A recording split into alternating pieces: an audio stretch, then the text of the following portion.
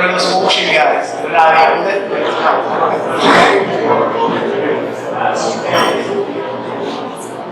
okay, thanks a lot. I actually don't think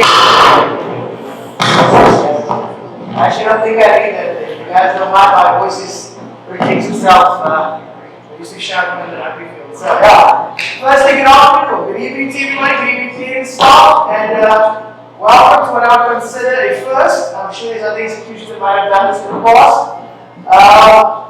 Sport, as you all know, is a big passion of mine. It's a vehicle that can be used to change and transform lives, and it's an awesome feeling to have so many parents back there. I mean, I don't know I've been here for 2 years, and I've certainly not had a room full of parents since the time I've been here.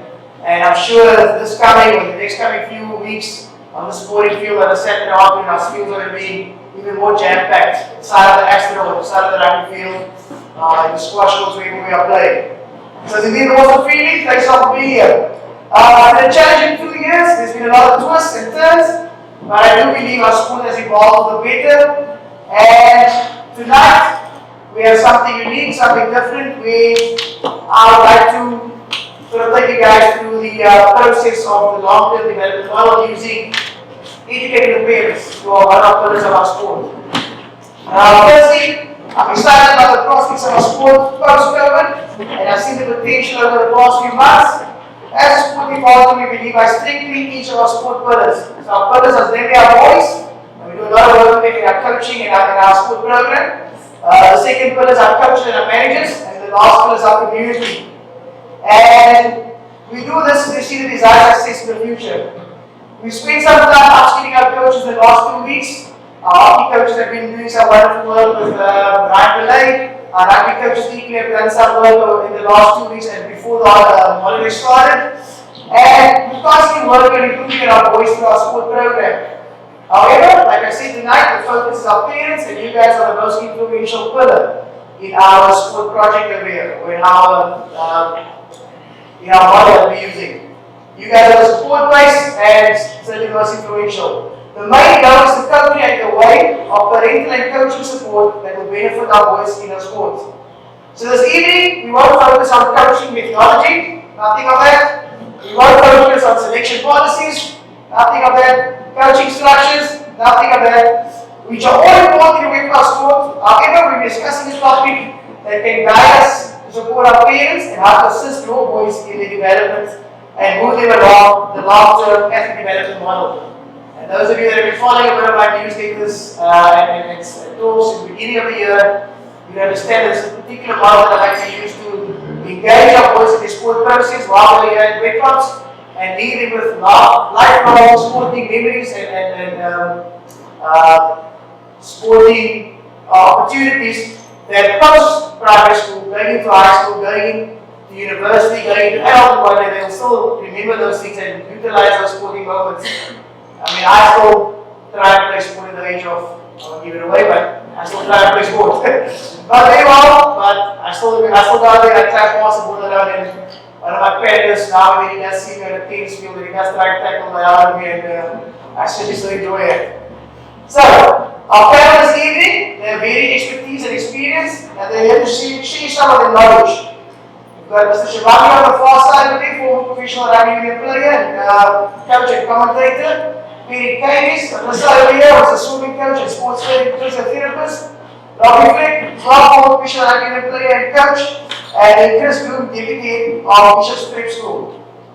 And now I hand over to our host this evening, who some of you might know. When you hear his voice, you might know even more. It's Jeremy Harris, a well-known radio teacher around him, and an avid sport lover. Mr. Harris. Thank you very much. I'm going to also avoid that. Thanks, Carol.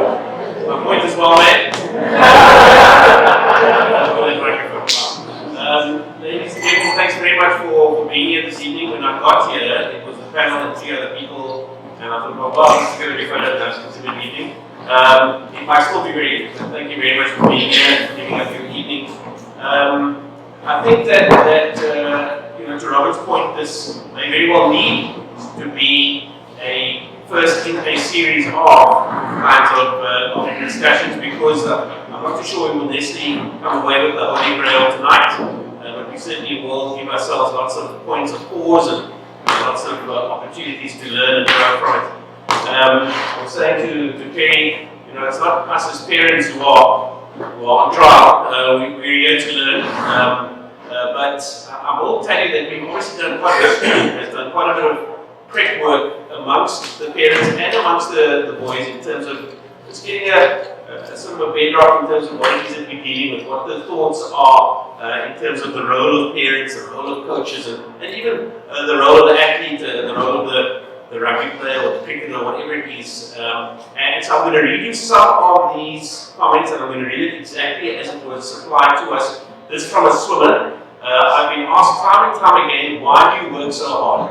And why do you put so much time into that? The truth is, it brings me joy. It brings me accomplishment and it gets my head into the right space. Right, spelled R-I-T-E. But not all people are like that. Some people don't feel dedicated enough to spend massive amounts of time in sports. So parents, please don't force your child to train 6 times a week for 2 hours. But encourage them to train at least twice a week. Don't expect them to become a professional athlete in 1 year and don't push them to be one. I'm going to go through some of these comments intermittently as the topic goes in that direction. But I also will read some of the questions that were supplied to us by parents. And in fact, I'll just start with Perry, which is closest. The one question from a parent is, and this is quite an informed question, what is the impact of early specialization in sport development from pre-puberty to adolescent in terms of injuries, overuse, and intensity? And what are the implications of these? Whilst you digest that, let me just say that. Wow. Okay. That may very well get the orders question of the evening. I think we just put that to the side. I don't know, unfortunately, who sent us that question. But we are going to be a whole lot more informal through the course of the next hour and a bit. We're going to be interrupting each other. We're going to be very, as I said to the panel, very chatty. And we are certainly not going to, amongst ourselves, presume to have the monopoly on wisdom, but we are going to try to offer you the benefits of their experience. I know that it might be tricky, but if there's a burning question, if there's something that you dare not leave here without having asked, let's see how we go. Put your hand up, and maybe it's appropriate at the time. You can put it to the panel. At the very least, we will have a couple of minutes after the more formal conversation for you to spend some time with the panel as well. So I think that being said, are we fair? Are we clear on the rules of engagement? And with that, Perry, how about that first question? Wow. Okay, luckily I'm a sports physio and I specialised in sport after my degree. Initially worked with sports teams, I worked with schools, with the Springboks, with the Cobras, with the cycling team, and recently a lot with some of the South African swimmers and the polo players. But none of that actually sparked my interest in that topic. Which is early specialization, and if you don't know what that is, it actually is what means that it's in a child pre-puberty, so just say 12, 13, that has specialized in a single sport, and they do that sport for over 8 months a year, which maybe none of your children do, but is happening massively overseas and actually quite a lot in like the swimming fraternity. So I've done quite a lot of research in that while I was working at PCT.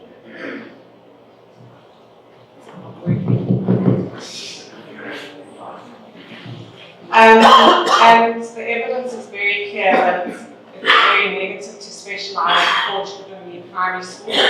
The injuries, the incidence of injury can go up to 80% compared to a child that hasn't specialized. That would be more an overuse injury. So you'll see all the Achilles tendonitis, Auschwitz-Schlatter, all those sorts of things. I don't know if you know what those are. But there you can also get a lot of stress fractures. You can get fractures on both plates, and all of those things are irreversible. And so the evidence is very clear that children shouldn't be specializing in one sport. and they shouldn't be playing for more than 8 months a year. And what's happening, because if you want to maybe say the grade 8A water polo team, there's this fear that if you don't swim the whole year round or do polo and warriors and whatever during winter, you're not going to get selected. And in the short term, that's probably true. But in the long term, what's happening is those kids are getting terrible shoulder injuries and they're not out because of injury and actually they don't reach their potential and are not then playing in the first teams when it actually matters. And they're certainly not going to a league level or even sub-league level. My question is, if there's somebody with real potential, so I mean, I'm immediately jumping to the top end, and I don't know what that percentage is, but if there's somebody who shows real potential in a particular sport, doesn't that fly in the face then of what you say? Don't specialize, don't push them into that particular direction, because then don't you run the risk of potentially losing that athlete, in whatever the sport is. Okay, so there's a lot of research on that as well, coming out from overseas mainly. They're showing that children that specialize before 12 are less elite. Children that specialize before 15 are less elite. What they mean by elite in literature is qualifying for the Olympics or for the World Championships or getting a medal at the European Championships. But the children that are specializing over 18, which is in our terms would seem very late, except for like the sport like gymnastics or ice skating where you need lots of skill. The children that are specializing after 18 are the ones that are actually elite. And they're showing that even if we don't want our children to be at that like total international level, the children that are doing more than 3 sports, of the Olympians, 88% of the last Olympics had done more than 3 sports in primary school, apart from their sport that they land up at the Olympics. So there's a massive correlation between doing sampling masses of sports. Do as much sport as you can in primary school, even if they quit and you bought the tennis racket and you're irritated, and then they do cricket and you're irritated, let them try as much as you can if you can afford it. And the skills from different sports are transferred. So motor patterns, pattern recognition in games, to say example, soccer will transfer into hockey, or if you're a gymnast and then they suddenly swim, you don't need to teach them a tumble turn because they can just do it, or they can just dive, they can do a handstand, they can just dive. So there's so much transfer of skill between the different sports, and they don't get muscle imbalances by obviously injuries, just doing the same thing over and over again. So definitely trying to get the kids to do as many sports as they can. There's a lady called Marianne Dove that works at UCT, and she lectured us when we were specializing. And her big thing is that the children in primary school should try and do one land sport, one air sport, which is diving, or gymnastics, or trampoline, which is obviously difficult, but and then one water sport. So you're trying to get them to experience their body in different places. And then the big thing that's obviously now with all these elite sportsmen is the burnout that they're getting and depression. And if you're limiting your child to 1 or 2 sports in primary school, it's completely tied to their identity, which is obviously not ideal, because they become just a swimmer or just a gymnast. They lose out on so many friendships because they're only friends with the swimmers or only friends with the water polo players. Whereas if they're in diverse sports, you get so many more relationships. They're less creative. So there's a whole lot of mental health issues that are associated with children who only did 1 or 2 sports in primary school. Ladies and gentlemen, Perry brings with her, of course, lots of knowledge and experience. She's a professional coach herself, a swimming coach at that, and certainly would have had years of exposure to this herself. I'm going to talk to the 2 former professional athletes, and I don't mean that in any sort of Other than what is intended. I'm going to give them both an opportunity. You can see Robbie was dissented. It's very possible. And I'm going to allow them both to maybe come up and concoct those answers together because, you know, I guess that the truly how you go to your country reach the pinnacle of the sport that you specialized in. You chose rugby, you excelled at it, and as I say, you played for your country. Now you step back. Now you watch youngsters play, and you observe, you know, things that may very well sit well with you or not sit well with you. You look at it and you go, the challenges of coaching young children as opposed to coaching varsity teams or coaching franchise rugby teams, obviously chalk and cheese, and maybe, you know, a lot of what you will say will be an obvious answer, an obvious response, but maybe just highlight what it is, the line that you have to take as a coach of younger children versus I'm preparing you for the Varsity Cup final, I'm preparing you for the Rugby Championship final. Just the insights from your side. And as I said, to combine answer, maybe one of you want to take it. Bring your shoes question.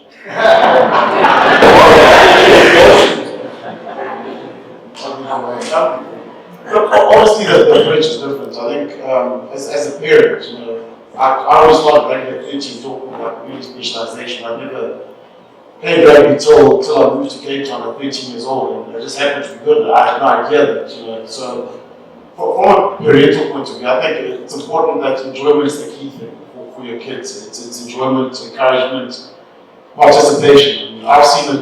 You know, when you play provincial rugby and sometimes the injury in the stands, and some players are looking up for acknowledgement. This is a senior provincial rugby from their parents.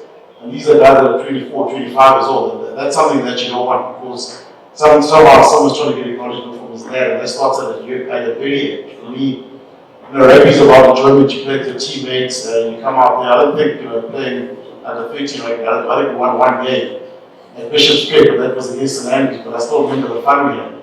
And it wasn't about the results, but more about the style of rugby we played, the friendships. I still remember the tour and everything else. So, you know, it's important. Once you get to a senior level, I think it's probably a bit different. In terms of your preparation, it's more of a career option, you're professional, you're getting paid for it, there's certain behaviors.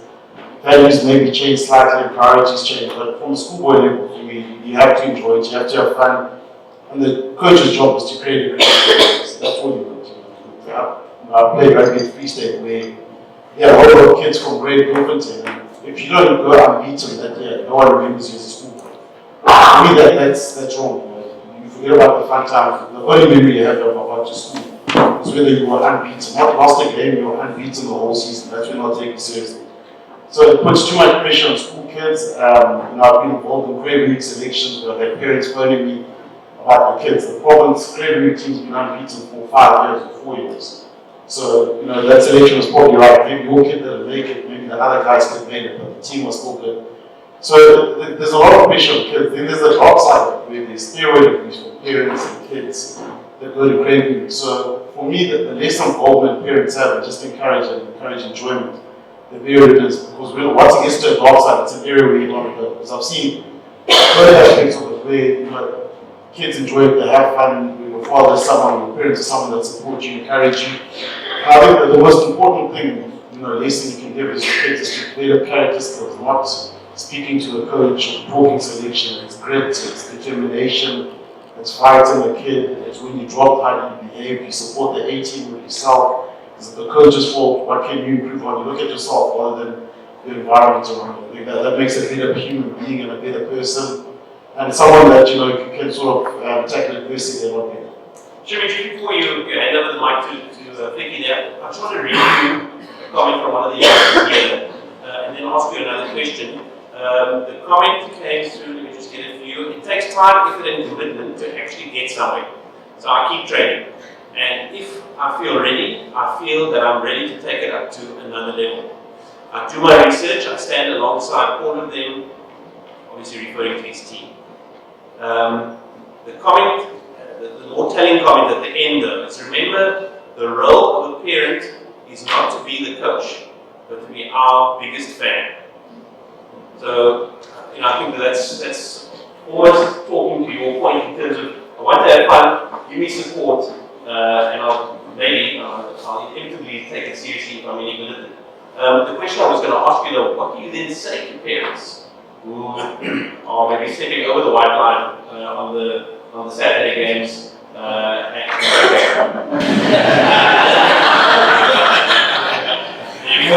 actually phrase the question to the parents is, has anyone here actually asked your kid how they view sport at this age? We certainly view sport at age of 46 very differently to where my kids view this. I think that's an important question to ask because they certainly don't see it the same way we do, or any coach or something. They view it completely different. So, if they come at you and ask, look, I want the professional coaching and private coaching outside of what the school offers, then that's something that you should listen to. But it's certainly not something that you should be forcing them.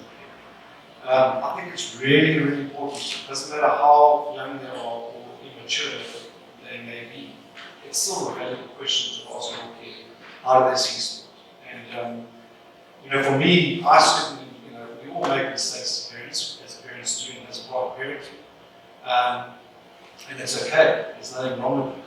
But the more we can engage with our kids and have dialogue, open dialogue about sport and understand their view, because they could be not so much into it or not so competitive and winning is not important and not playing for the A side is important, actually playing for the C side with his mates is important.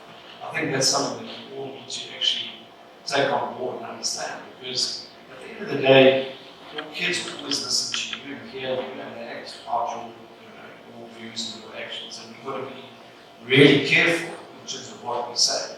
If we understand how they view it, I think your dialogue and your engagement with the kids is far better, and you get a better understanding on, like Shimmy says, how you correctly support them. So no matter how young they are, I think it's still a pertinent question to ask them to start that process. Just maybe to an extension to that question is, what do we as parents have to, what is our body language, what is our actual language when we engage with our sons and daughters in terms of a game that maybe hasn't gone well. Now they've lost. Is that, as you said, they've got a view on how they're performing, they've got a view on the fact that they're actually there with their mates, that's maybe more important than the team or the game itself. But is there a role that has to be played in terms of, don't worry, 15-0 isn't a bad score? I mean, is there a sort of a support group that parents have to also fulfill a role? Absolutely. Look, for me, I'm in the line of showing is that first and foremost, at this stage, you want your kids to have fun. And you want your kids to come back to every training session. If they're not having fun, they're not going to go back. And therefore, we're all losing out. As individuals are losing out, as parents are losing out, as supporters, the school is losing out. It's in sport in general. So they have to have fun. They're not having fun if they're getting criticised or if they're getting hammered by 50 points. So first and foremost, it's fun, and we've got to get them back to the training and to get them to go play again. The second thing is they've got to see improvement. And that does come down to the school's philosophy, the models that they've put in place, the empowerment of the coaches and the upskilling of the coaches, so they can get your kids to a certain standard that's acceptable. And if those kids see an improvement and their parents see it, and it can start at a young age.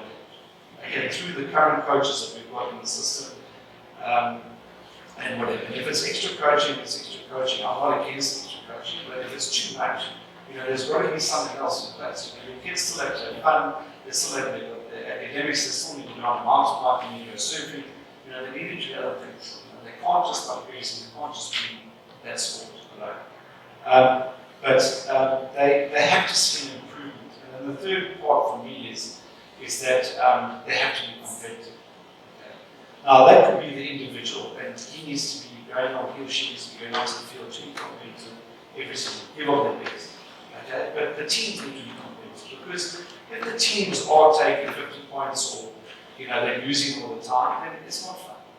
And the kids do get despondent. But winning is certainly not everything. It's part of it, okay? But losing is very much part of your growth and understanding. Making mistakes in the field is part of your growth. It's all things that we've experienced as adults, as young kids, and your kids need to go through. So those three things have to be part of it in our opinion. But, how do we behave?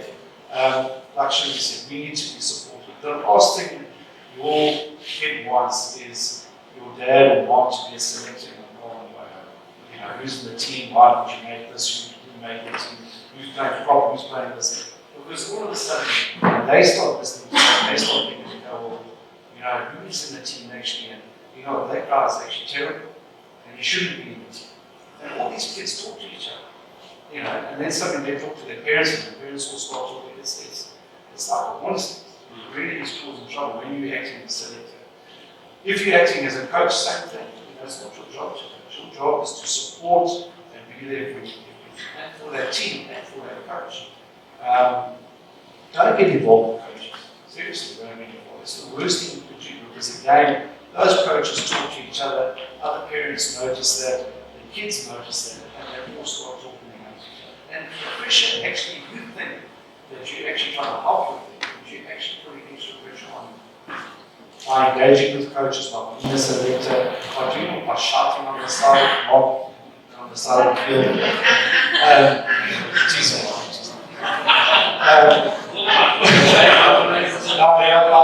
I told him I was going to say. It's really important that the kids see you in a supportive role and that you also innovate.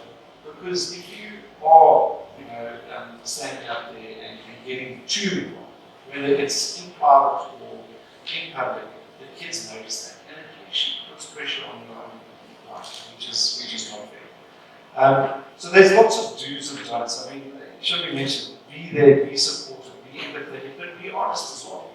These are the behaviors and the values I think that you should be shown as a parent. And look, I'm not talking from a coaching point of view. When I say don't get involved with coaches. Shirley and I coached the province under 20s together, and we made that a rule straight away. We said, no parent involvement. You cannot phone me about selection. You cannot phone me about this and that. Why is my son this? Why is he not playing cards? Because it's actually detrimental to that kid and to the whole system. So rather just stay away. We all here, I'm speaking more of a dad now, that we all here trust our kids to come to the school every day. So why can't we trust the teachers and the coaches to develop a kid in the right way? I think it's important. You've got to think about that. We trust them to look after them for a full day.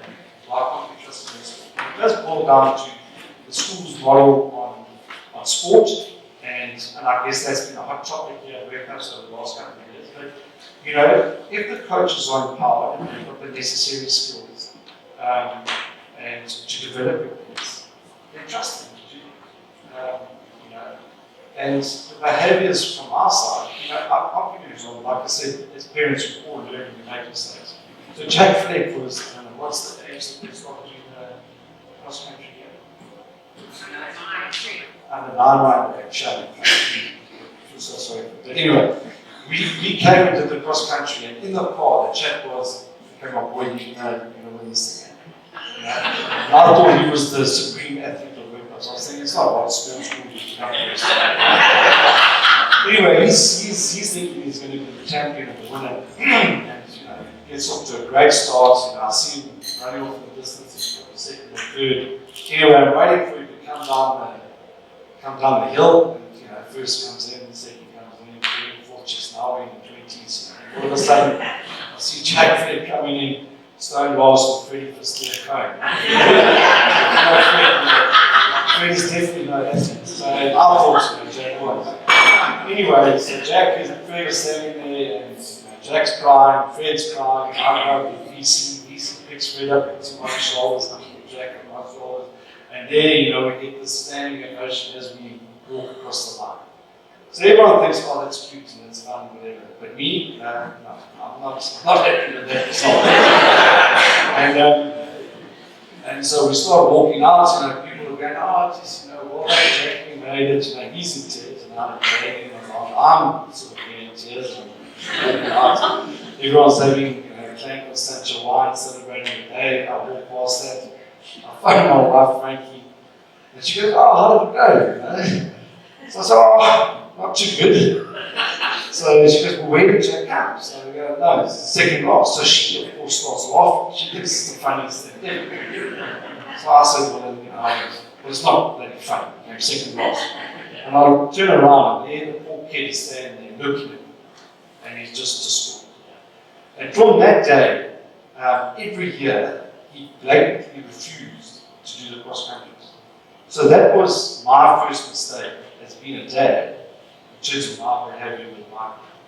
And I'll never ever forget it. You know, in school to this day, he reminds me, Frank reminds me of it.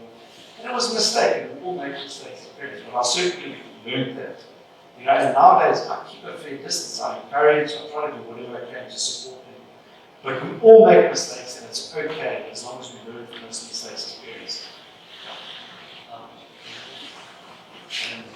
I'll give you an example of where I made a mistake as well.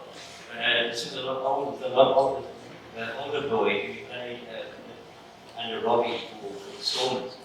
But in his early days of playing, he was playing against Free State, and the Stormers were on attack, and they passed the ball, and Stephen Kitsop dropped it on, someone picked the ball up and ran 100 meters to score on the poles. That was the first mistake.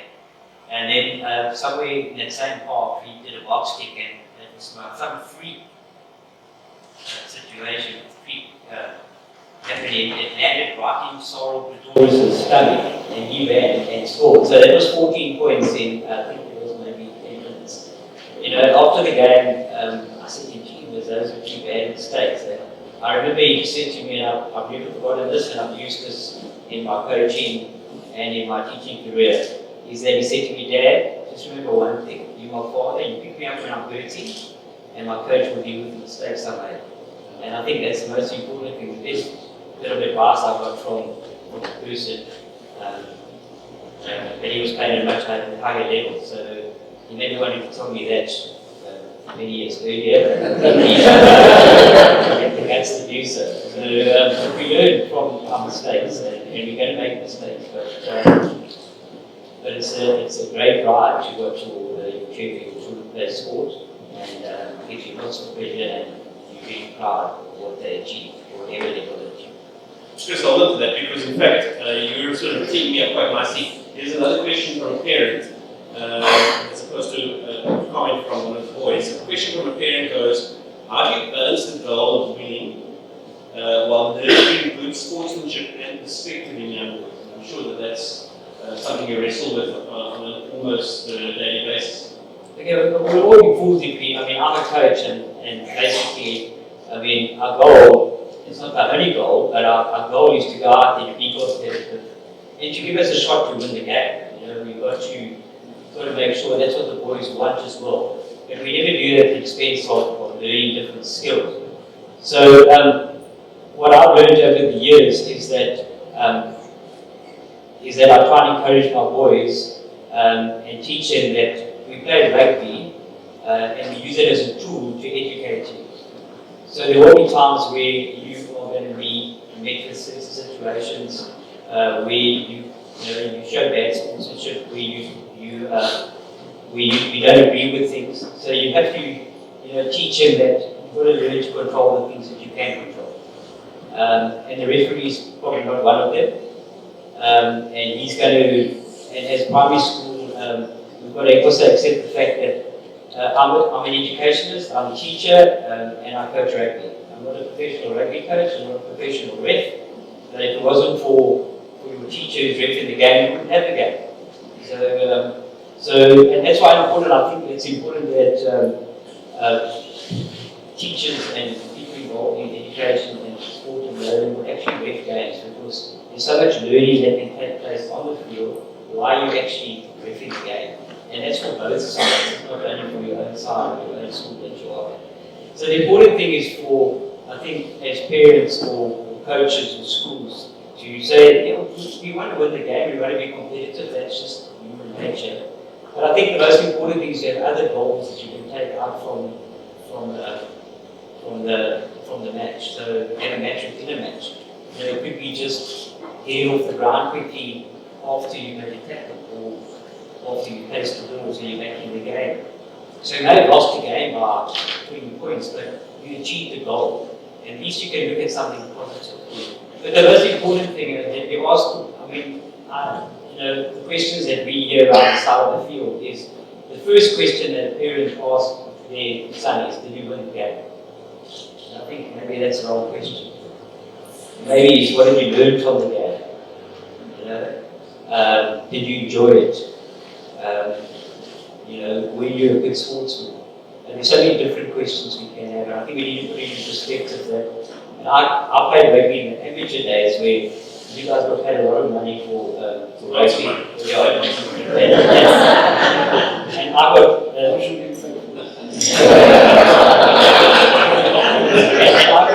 I got an envelope with 50 rand in at the time. Okay, and I get my taxi back as well in the amateur days. But coaching the amateur days was a lot different in my early years of teaching to what I've experienced now. The professional rugby has added a tremendous amount of pressure on school and on the expectations of the sportsman. Because there's a lot of money to money later on in life, but I think you can't think about that at primary school level. You just got to think of the enjoyment, and we use rugby as a tool to educate boys. So it's important that when we see bad sportsmanship, it's going to happen. We're all disappointed. I'm always disappointed after the match. But I've always got to just lie down for a while and just remember I must be disappointed for too long because it's only a game and it's a tool that we use to educate. So that's what my suggestion is. Thank you, Chris. I must say that the one comment you made in terms of what to say after a game is not to say, did you win? I'm going to remember that because I know that I fall into that trap myself. Perry, I want to bring you back in because a lot of that plays to something which has become more commonly used these days, and that's the issue around mental health. And mental health is, I'm going to suggest, not something that in fact only started to exist during the last 2 years of COVID. In fact, issues related to mental health in sport has been around here. And we've only been able to maybe contextualize it and embrace it more fully in recent years. Talk to us just in terms of how parents can either contribute positively to a positive approach. You're still placing second or third or last in your race, but it's okay because you know what you've got to pull the smiling face, and that contributes to positive mental health ultimately. And then obviously the counter to that, what is it that you must avoid as a parent, as an encourager, as the person who wrote the one comment, as my biggest fan, what are the things that you want to be avoiding? I think just as a parent, also having had sporty children and having had them have disappointing matches and not being selected and being disappointed myself like Robbie was, I listened to a TED talk, and the phrase that really stuck with me is that you must just say to the child, I love watching you play, and you just leave it at that. And if that's not enough and you still live it, you need to give them the silent treatment or anything, they really don't like that. So if you try not to shout at them, you think you're going to be quiet and not say anything that's actually worse, because then they think, she's so angry that I didn't do this or didn't do that, and they invent all these problems, and maybe you're not actually that angry, but you just try not to say, you should have passed the ball then, or why did you shoot? So they invent much more problems than sometimes are in your own head, and the research actually shows that the same-sex parent is the one that gives all the problems. So if you've got a daughter, it's the mother, and if it's the son, it's the father. So also be aware. Maybe the mom should fetch the son or watch the son, and the father should watch the daughter because you, for some reason, less invested. In terms of what I say to my child or to the people I coach if they're disappointed, I always ask them, but what did you think that you did well? And and they will think of something, and if they say, oh, nothing, it was just terrible, you can say, well, I think that you did a really good dive, or I think that you counter-attacked really well, or whatever. They're definitely not going to have done everything wrong. So you must just find something that they did well and focus on that. And then, then they start saying, oh, actually, I did that well, and did you see? And, they sort of think about their game or their race or whatever in a whole different light. But if you just immediately say, oh, that was terrible, and you died at the end, and why did you go out so hard, and whatever, then it's just a negative spiral. So, in terms of the mental health, I think that we also shouldn't try and expect them to be mini adults. They are children, and the professionalism in sports and the competitiveness that's happening means that we try and train them like adults, but they're not adults. They're children, and they just want to have fun. First and foremost, they want to master a skill. So even if they don't have a brilliant match, if they've mastered a skill, they're going to feel good about themselves. So give them that aim in the game, or regardless, they try and do a great turn, focus on something, try and pop the ball over that person's stick, or try and pass it wide. You'll find some little skill that they can master, and then they feel like they're improving. And when children, like Robbie said, feel like they're improving, then they're generally happy. Burnout per se is obviously what leads to those proper mental breakdown, depressions.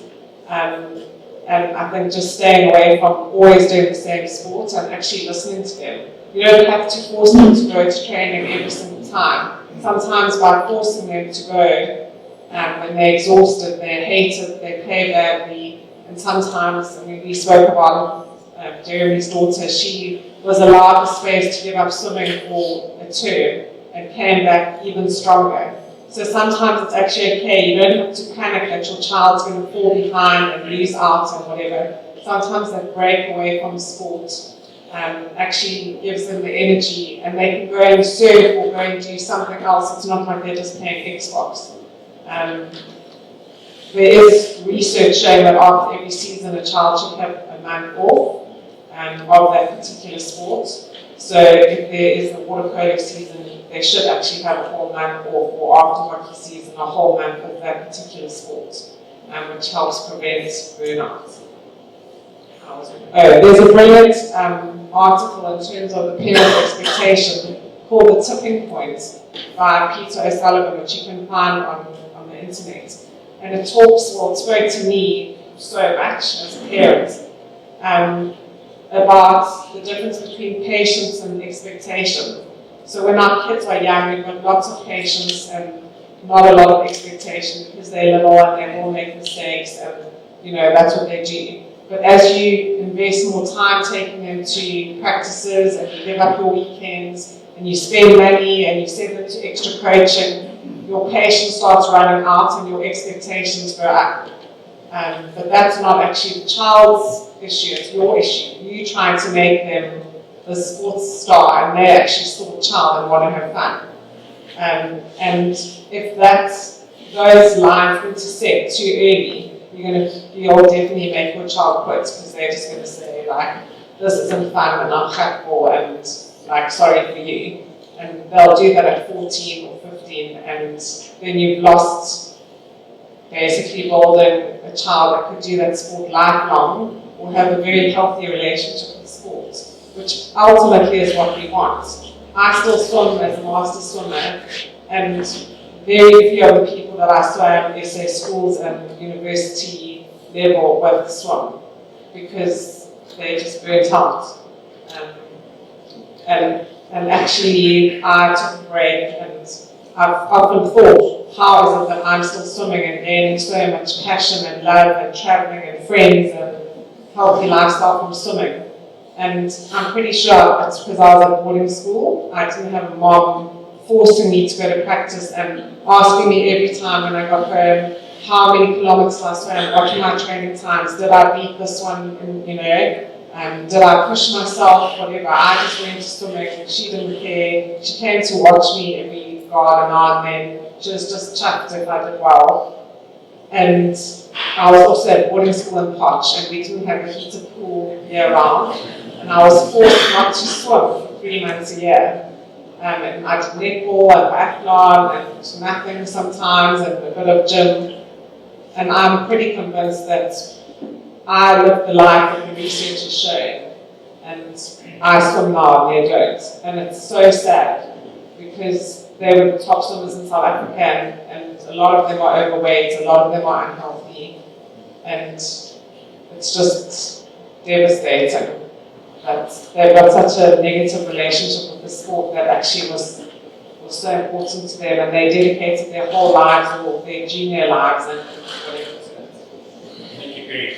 I've got one last question for Sherry, and then I'm going to,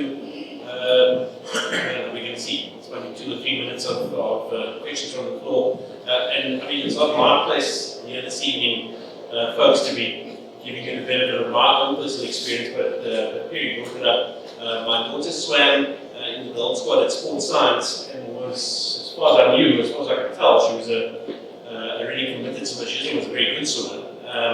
And then one evening after swim squad, she came home and my wife and I were making dinner in the kitchen, and she came in with the phone and she said, I need to talk to the two of you.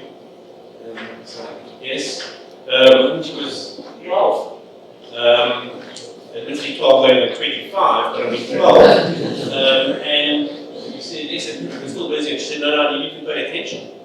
So we stopped what we were doing, and she said, I'm not enjoying swimming. I feel ill when I do swimming, and I want to stop swimming. I don't want to stop it permanently, I just want to stop it. And I looked at it afterwards. She had a whole speech. She had pictures and all sorts of things that she was getting ready to show us. And we said yes straight away. I think we were scared. We were quite frightened because firstly she had taken this initiative, but also she was saying things which were worrying us. And we hadn't seen it. And so, I mean, I guess that there may very well have been signs in the past that we missed, that we weren't going to miss that one. And I think that we just have to be open and responsive and receptive to them. But as I said, that's not my job here tonight, to be observing or giving observations. Shall we just, here's the tricky part. The tricky part is, you're a coach to a team of young boys, let's call it that, and you want to have fun, those were your words. But the part of the fun is that you've got to coach them. They're there to be coached. And so there's some element of seriousness that may be into that indication. I mean, how do you find the balance? You're the coach. Guys are going to have fun, but here's the plan, guys. Okay, so the ball goes down the line. This is what we do. I mean, how do we do that? You can still have fun. It doesn't have to be serious. It's how you want to coach the team. There's different methodologies. You play small-sided games. I think Mr. Groom has said, look, you can measure, instead of measuring the results, how many passes do you put together? How many touches do you get? How many tries do you stop them from scoring? How many tries do you score? So there's different ways of sort of creating fun for players. And I think one thing that's measured, no matter what level you play, when the players leave training, they must want to come back the next time. They want to leave training saying, look, I don't enjoy that, I'm not looking forward to the next one. Whether it's former Springboks or the 12s, they have to want that, they must want to come back. And that's up to the coach and the environment he creates. There's a lot of things you can do on the road in terms of fun. We did a couple of things with under 21s instead of, we played 30 seconds with the guys, and some of the guys would have to do it in different languages, so the Afrikaans guys trying to speak English, generally butcher that up, and then the English guys trying to speak English. So there's different ways of creating a fun environment. And I think, if you turn around, everybody wants to win a tournament, to win a game. But fun is something that you can control within your own environment. Not every team is going to go through unbeaten. There's only one team that wins the World Cup. There's only one team, that's top of the country in these rankings or whatever. But I think what you can control is the environment, the fun you have. So if a guy leaves school and he still wants to play rugby, your job as a coach is done. I think that's what really creates a love for the game and involvement. And the guy leaves and says, listen, I played at this club, I played at this team, these guys coach me, it's a great environment, you absolutely love it, and you play good rugby. If you've done that, then that's your job now. Very well said, thank you very much. Ladies and gentlemen, we're about 2 to 3 minutes away from needing to call time. on this evening. Are there any questions, burning questions from the floor for the panel? Anything that you'd like to ask? Hope you guys. With that in mind, then, we need to thank certain people. We also need to give out some prizes. And I have a hat.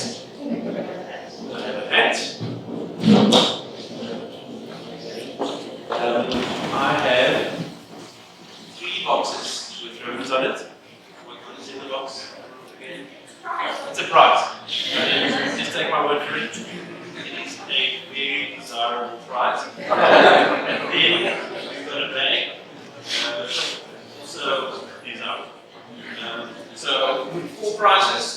This is for one of the boxes, which is, as I say, desirable. Very control, compromising your opinions.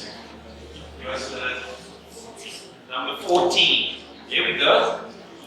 Number 11.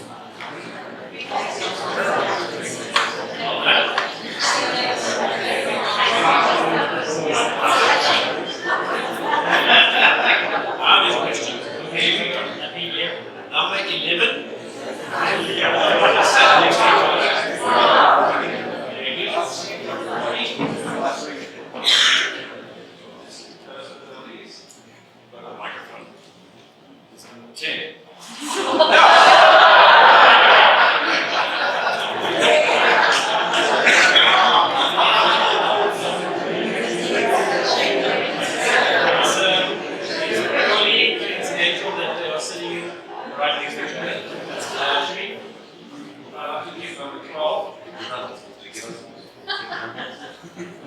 Number 7. Number 7. On the other side of the aisle. Thank you very much. Other 2.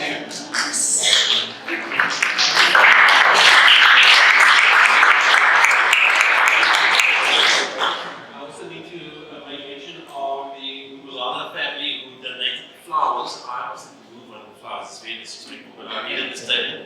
So they must be beautiful flowers, and so thank you to them for donating the flowers. The Wake Up Sports team for arranging this event, and as I said, I think it may very well be a series because we might need to do this again. And then, of course, to the panel, to Sherry, Flecky, just thank you very much as well, and Terry, your input has been valuable. I should say invaluable. Thank you so much for being here and giving us some time and for talking to us. Big round of applause to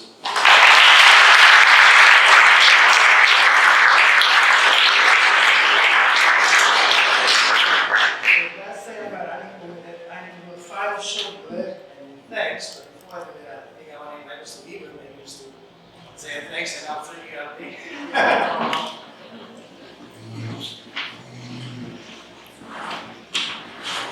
I was hoping I wasn't going to say anything.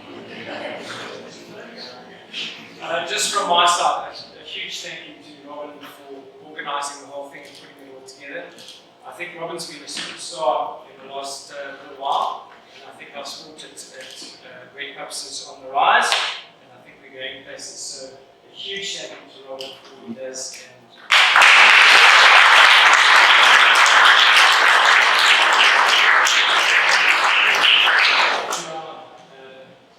Outstanding MC, Jeremy, thank you very much.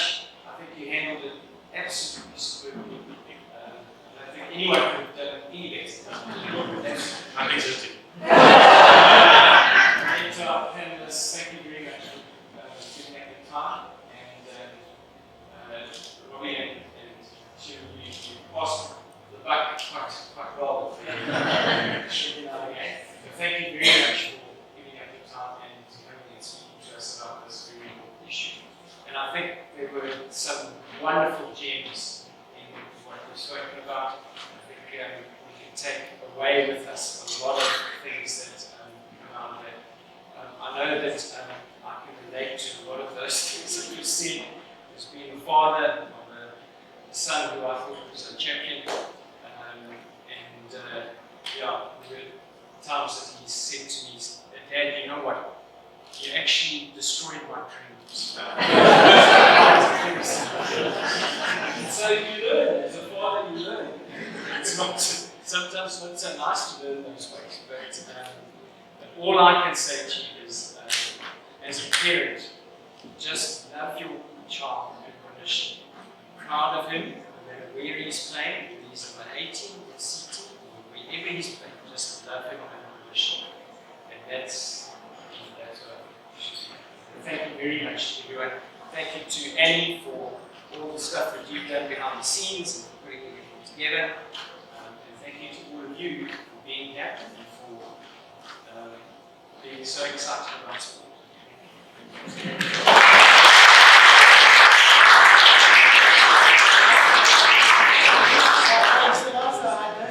I'm just taking notes because I've got a little 3-year-old, so I'm going to make sure I don't make the same mistakes. But yeah, just firstly for me, thanking Annie. She's put this thing together. I just thought this camera's an idea.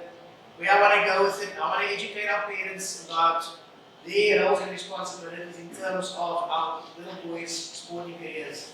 And when they leave here in grade 7, they got to grade 8, you know, they need to take something with them into their high school career, into their varsity career, whenever they leave as they grow up. So to her, thanks for putting it together. The guys that helped out, Mr. Christians. I do have 2 of our sports staff here. I think I've got more. Miss Nassim is here as well.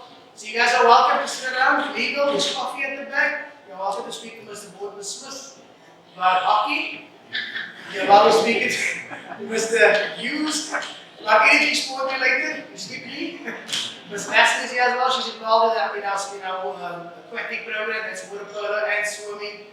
And she's helping out with the hockey program and doing amazing work there as well. So you guys are all welcome to mingle around. And then lastly, you're all welcome to chat to our panel as well. I'm sure they have some